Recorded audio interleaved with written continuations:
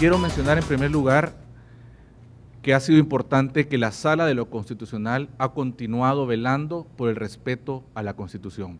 Eso es muy importante para el Estado de Derecho. Hay algunas amenazas, como se ha mencionado, como lo es el antejuicio que está en la Asamblea Legislativa y que aún no ha sido archivado, así como la demanda que fue interpuesta ante la Sala de lo Contencioso Administrativo, que a nuestro juicio no debió haber sido admitida. Sin embargo, creemos que es importante destacar que los fallos de la Sala de lo Constitucional se han estado cumpliendo sin mayores complicaciones, lo cual es positivo. No nos hemos visto envueltos en una crisis similar a la del año 2012, cuando abiertamente se estaban desobedeciendo los fallos de la Sala de lo Constitucional. En segundo lugar, en materia de justicia electoral y del Tribunal Supremo Electoral, queremos manifestar que la justicia electoral sigue siendo una deuda pendiente en el país. Hemos visto cómo ha habido debilidad de parte del Tribunal Supremo Electoral a la hora de hacer valer el Código Electoral y las disposiciones que están en la Constitución que se refieren a los temas de elecciones. Ha habido una excesiva pasividad de parte del Tribunal Supremo Electoral. Su actuación ha sido tardía e inoportuna, y cuando la justicia llega tarde, eso no es justicia.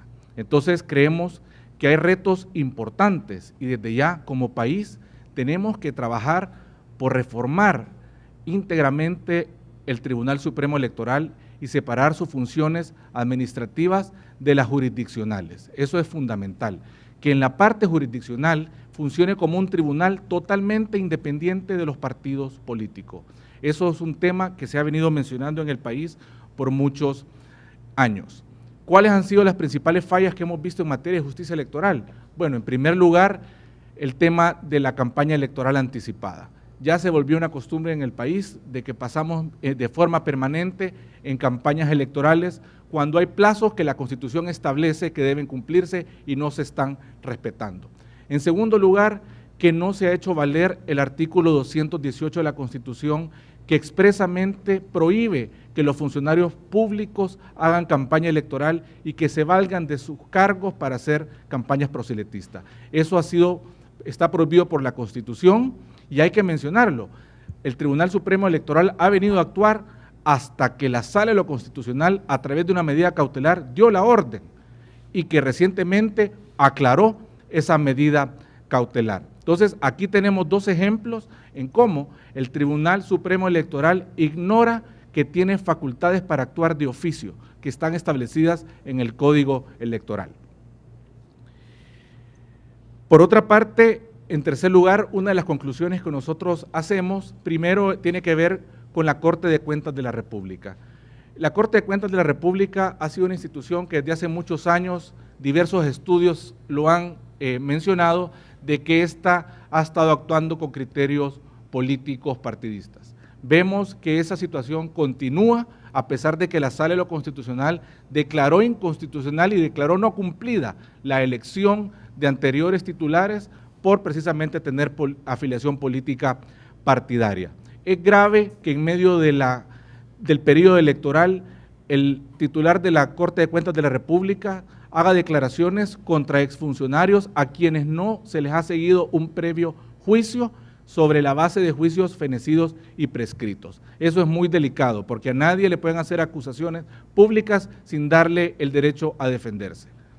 En cuarto lugar, y en el tema de la Corte de Cuentas también es urgente mencionarlo, otro tema que ha sido propuesto desde hace mucho tiempo por diversas organizaciones es el tema de que también las funciones deben separarse. Por un lado, las funciones de fiscalización y por otro lado, el tema jurisdiccional, que son los juicios de cuentas, y además también hay que impulsar reformas orientadas a fortalecer la independencia de la Corte de Cuentas. En el mecanismo de elección de la Corte de Cuentas, ustedes sabrán que se eligen por mayoría simple y digamos que los requisitos no están muy bien desarrollados en las leyes. Entonces, habría que ver de qué forma, cómo fortalecemos esta independencia a través de reformas legales. Y acá quiero mencionar, como hemos hablado del Tribunal Supremo Electoral y de la Corte de Cuentas, muchas de estas reformas requieren reforma constitucional.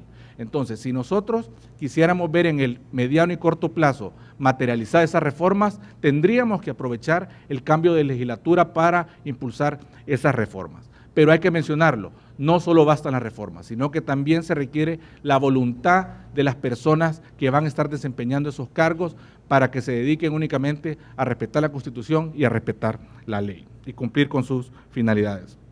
En cuarto lugar, ya se mencionó que la inseguridad ciudadana sigue siendo uno de los problemas que más afectan a los salvadoreños. Si bien es cierto, el año 2013 cierra con menos homicidios que en el año 2012, tenemos la tasa de homicidios inferior, más baja en los últimos 10 años, lo cual es positivo también, pero también continúan otros delitos como es las extorsiones, que han tenido una leve disminución, pero acá lo que nosotros desde FUSAES hemos señalado desde hace mucho tiempo es de que todas las estrategias de seguridad ciudadana tienen que realizarse con los mayores niveles de transparencia. Ciertamente la tregua no ha tenido los niveles de transparencia que la ciudadanía esperaba y que espera de toda política pública que esté implementando, sobre todo en un tema tan importante como es la seguridad ciudadana. Y por otra parte también se requiere de que se implemente un plan integral de seguridad que comprenda elementos de control del crimen, de prevención y de rehabilitación. Hay otros temas que son delicados, como es el hacinamiento carcelario, que supera el 325%, y en el tema de seguridad hay que mencionarlo, se aprobaron buenas leyes como la ley de extinción de dominio, pero se perdió la oportunidad de contar con un marco legal adecuado como era las reformas a la ley de lavado de dinero, cuando se excluyen a las personas políticamente expuestas, que en la ley se llamaban las PEP. En cuanto al clima de inversiones, continuamos con un clima de inversiones que no es atractivo para los inversionistas nacionales e internacionales.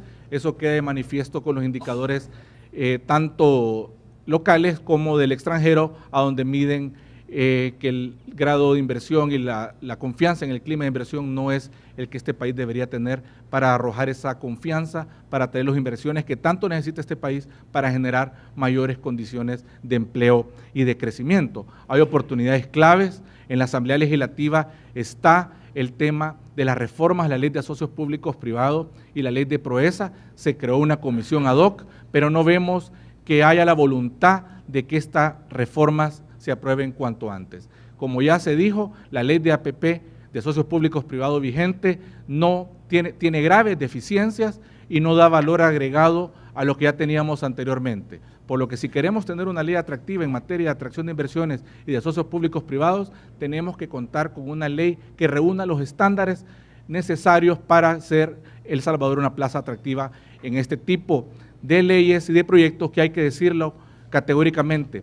La importancia de una ley de asocios públicos privados es que se van a poder elaborar obras de infraestructura para las cuales el Estado no tiene los recursos, y no solo cualquier obras, sino que son obras que tienen que tener un impacto en el beneficio social de los salvadoreños. En sexto lugar, en materia de acceso a la información pública, el acceso a la información, el Instituto de Acceso a la Información Pública ha tenido un desempeño satisfactorio. Cada vez más, a través de sus resoluciones, se viene fortaleciendo el acceso a la información pública, lo cual se ve reforzado también por la jurisprudencia que está emitiendo la Sala de lo Constitucional en este tema. Hay obstáculos, como lo que se mencionó, de que hay negativas de parte de entes obligados como la Asamblea Legislativa, en el caso de los asesores, que se negó a brindar la información que es de carácter oficiosa. También otros problemas como la reducción del presupuesto que se le ha incluido al Instituto de Acceso a la Información Pública, que ya era bajo y todavía se le reduce en un 10%. Por otra parte, también en el periodo ha habido un alto protagonismo de la Fiscalía General de la República al perseguir presuntos casos de corrupción. Nosotros creemos que es importante que la Fiscalía lleve a cabo estos procesos, porque desde FUSAES lo hemos manifestado, que la corrupción debe combatirse, venga de donde venga, tiene que aplicarse la ley, y si hay responsabilidades, el Estado tendrá que ejercer su poder de imperio para deducirlas, ¿verdad? Pero siempre hemos expresado que este tipo de juicios tienen que hacerse con la única motivación de buscar justicia, enmarcado dentro del Estado de Derecho y no con motivaciones de tipo político partidaria. En cuanto a las reflexiones finales, ya para cerrar, solo mencionar algunas cosas. Es importante que el Tribunal Supremo Electoral desempeñe su verdadero rol de árbitro de cara a las elecciones que tendremos en marzo de la segunda vuelta. Tiene que hacer valer la justicia electoral. Ahora hemos visto cómo aparecen desplegados en los que menciona que va a hacer valer el artículo 218 de la Constitución para evitar que funcionarios hagan campaña y no suceda lo que pasó el propio día de las elecciones, en donde el mismo presidente de la República estaba en spots televisivos haciendo propaganda electoral. También acordémonos que para el otro año, en el 2015, tendremos elecciones para consejos municipales y diputados. Esperemos que el Tribunal Supremo Electoral cumpla con su rol, velando porque se respeten los plazos constitucionales de las campañas y los otros temas que ya hemos denunciado como irregularidades. También mencionar que este año se van a llevar a cabo procesos de elección de funcionarios de segundo grado. Este año se van a elegir nuevos magistrados del Tribunal Supremo Electoral y también se van a elegir magistrados de la Corte de Cuentas de la República. En estos casos es importante que prevalezca la idoneidad y el mérito. También inicia el proceso de elección de magistrados de la Corte Suprema de Justicia que se va a llevar a cabo en el año 2015, para el cual esperamos que se elijan magistrados independientes. Por último, queremos mencionar la importancia de que el actual gobierno, el gobierno entrante y la Asamblea Legislativa se comprometan a respetar la integridad de la Sala de lo Constitucional. Eso es clave si queremos seguir viviendo en un país democrático en el que se respeta la división de poderes. Y por último, creemos que como país hay temas fundamentales sobre los cuales los salvadoreños nos tenemos que poner de acuerdo, crear una agenda de país sobre temas tan importantes como la seguridad, como la educación, el empleo, el crecimiento, entre otros, para los cuales se requiere también que haya un firme compromiso de respeto al Estado de Derecho, que es la plataforma necesaria para que exista prosperidad en el país.